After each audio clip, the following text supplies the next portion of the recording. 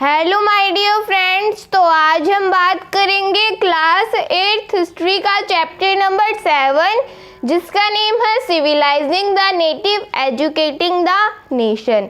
तो इसके अंदर आज हम बात करने वाले हैं what happened to local school. उसके अंदर हम बात करेंगे रिपोर्ट ऑफ विलियम एडम की।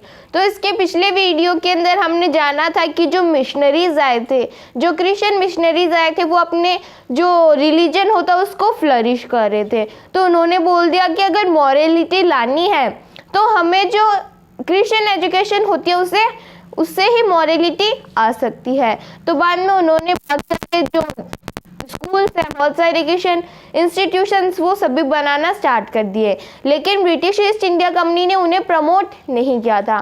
तो वो सब कुछ हमने हमारे पिछले वीडियो के अंदर जाना था। इस वीडियो के अंदर हम बात करने वाले हैं what happened to local schools, मतलब यहाँ की जो लोकल स्कूल्स थी, यहाँ की जो पाठशाला थी, उनके साथ में क्या हुआ, उनके साथ में क्या घटना घटी। तो इसके अंदर हम रिपोर्ट ऑफ विलियम एडम की, जो विलियम एडम थे उन्होंने एक रिपोर्ट दी थी, उससे हम समझने वाले हैं। तो जो स्कूल्स थी, हम बात करेंगे कि जो स्कूल्स है वो प्री ब्रिटिश टाइम, जब ब्रिटिश ईस्ट इंडिया कंपनी नहीं आई थी उससे पहले हमारी जो स्कूल्स थी वो कैसी थी, और ड्यूरिंग ब्रिटिश टाइम, और जब ब्रिटिश रूल इंडिया के अंदर आ गया था तो हमारे स्कूल्स के ऊपर क्या इम्पैक्ट रहा, वो कैसे स्कूल्स थी बाद में ड्यूरिंग ब्रिटिश टाइम के अंदर। तो the report of William Adam की जो रिपोर्ट है उसे हम समझेंगे। तो ये जो विलियम एडम थे ये कौन थे? Scottish missionary. ये भी स्कॉटलैंड से आए हुए ही एक मिशनरी थे जो अपने धर्म के बारे में लोगों को बताते थे, जो अपने धर्म को फ्लरिश करते थे। तो ये स्कॉटिश मिशनरी थे।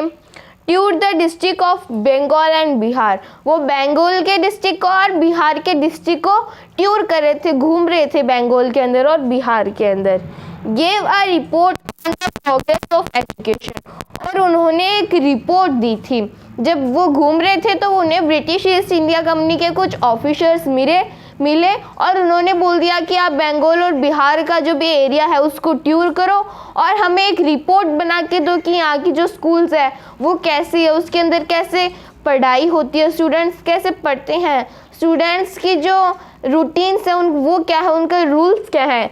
तो बाद में वो ब्रिटिश ईस्ट इंडिया कंपनी के ऑफिसर्स मिलते हैं उनको और उनको बोलते हैं कि आप रिपोर्ट एक तैयार करो।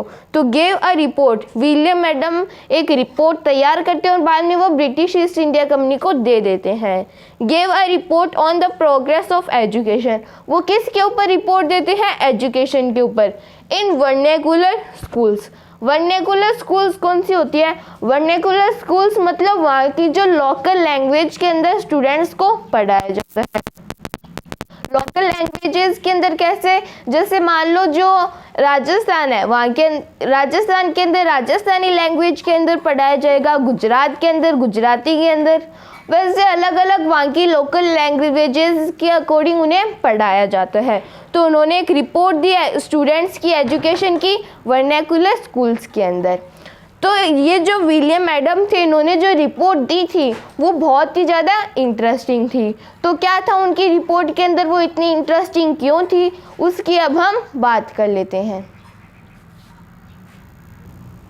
तो अब हम जान लेते हैं कि विलियम एडम ने जो रिपोर्ट दी थी वो इंटरेस्टिंग क्यों थी।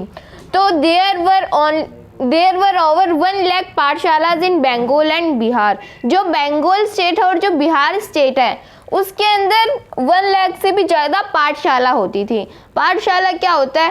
पाठशाला मतलब जो क्लासेस होती थी, जो जहाँ पे बच्चों को एजुकेशन दी जाती थी, तो उसे पाठशाला बोलते हैं। तो पाठशाला जो थी बंगाल एंड बिहार के अंदर टोटल 1 लाख पाठशाला थी। और जब विलियम एडम ने अपनी रिपोर्ट दी थी तो उस समय पे 20 लाख से भी ज़्यादा बच्चे उन पाठशाला के अंदर पढ़ रहे थे। तो मान लो एक टीचर के पास में मैक्सिमम 20 स्टूडेंट्स होते थे, तो जो टीचर होता था वो उन 20 स्टूडेंट्स को पढ़ा देता था और ये सब कुछ ऐसे उनका सिस्टम चलता था।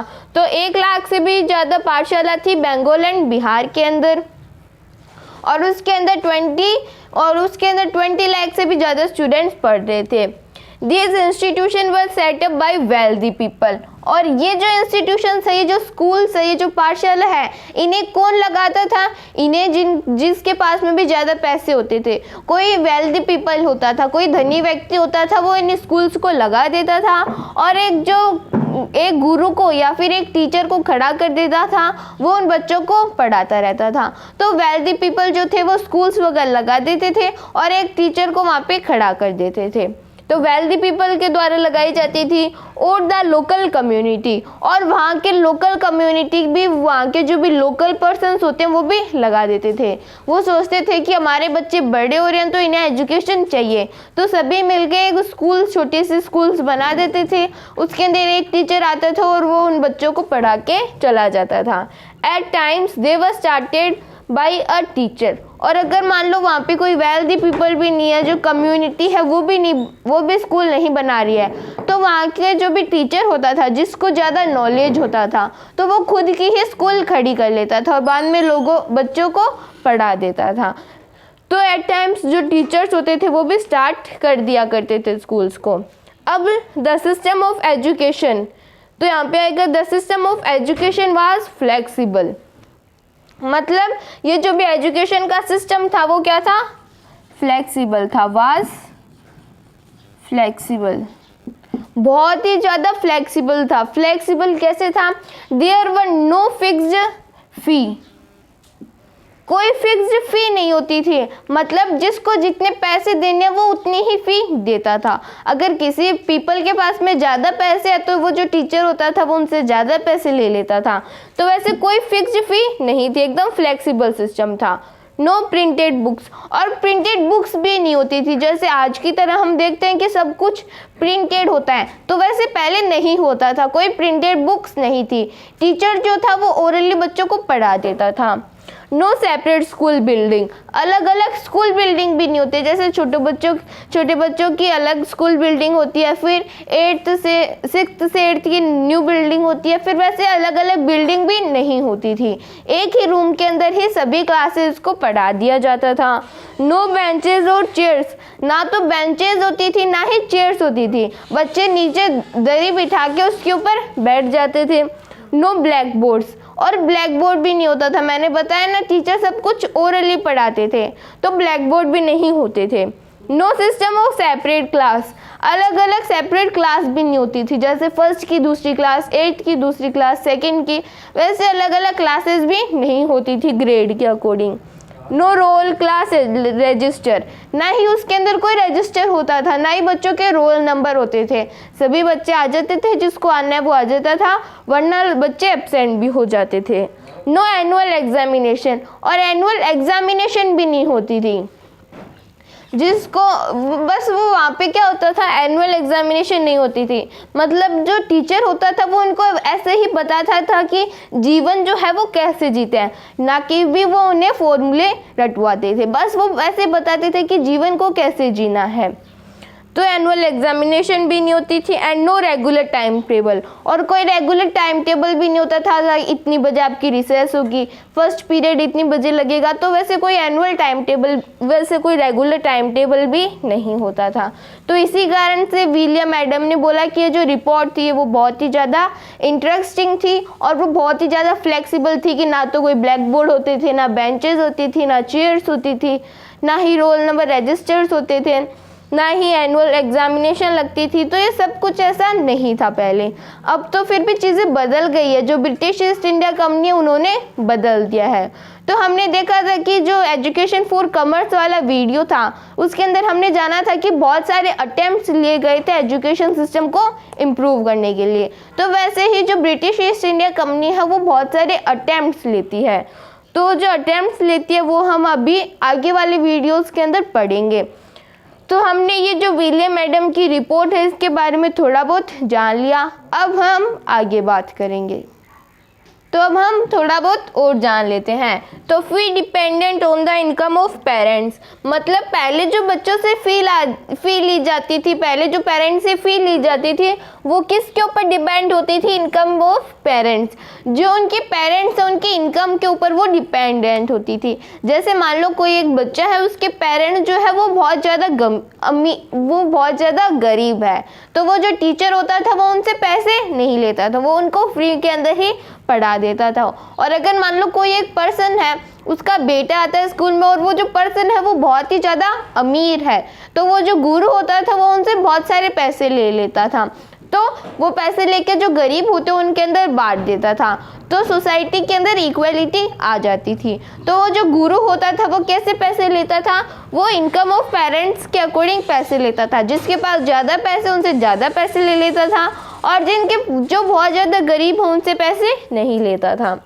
Teaching was oral. अब मैंने आपको अभी भी बताया था कि जो गुरु होता था उसके पास में ब्लैक बोर्ड तो होता नहीं था, तो जब भी टीचिंग बच्चों को पढ़ाया जाता था वो ओरली ही पढ़ाया जाता था।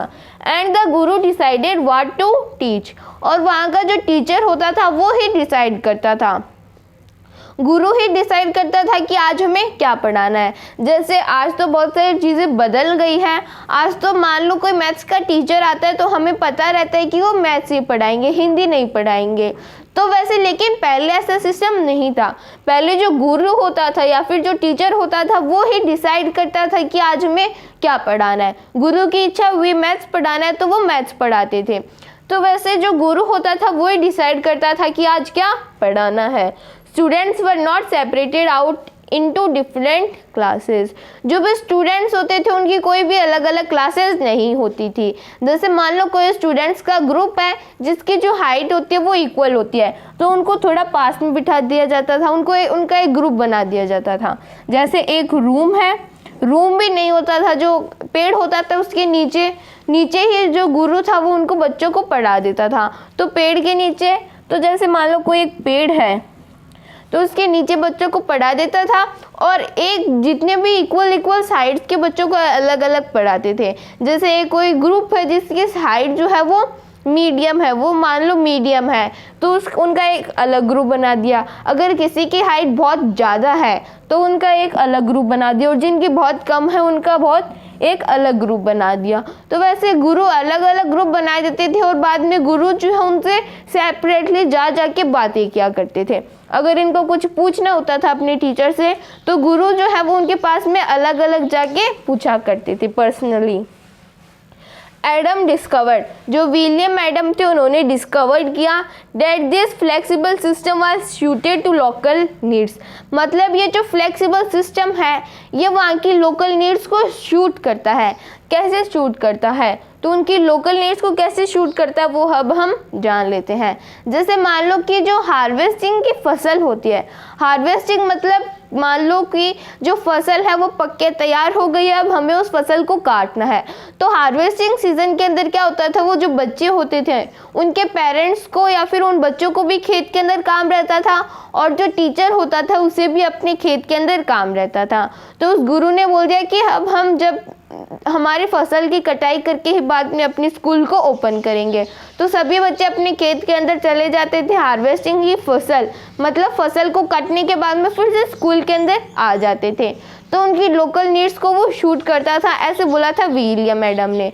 अगर मान लो किसी दिन बहुत ज़्यादा बारिश हो गई तो गुरु क्या करता था, उस स्कूल की छुट्टी कर देता था, बोल देता था कि आज बारिश है, आज आपकी सभी की छुट्टी है। तो विलियम एडम ने बोल दिया कि जो सिस्टम है ये लोकल नीड्स को शूट करता है। तो हमने रिपोर्ट ऑफ विलियम एडम की तो बात कर ली, लेकिन यहाँ पे तो लिखा है what happen to local schools. यहाँ पे तो लोकल स्कूल्स को कुछ नहीं हुआ। जैसे स्कूल्स थी, हमने तो अभी विलियम एडम की रिपोर्ट ही पढ़ी है।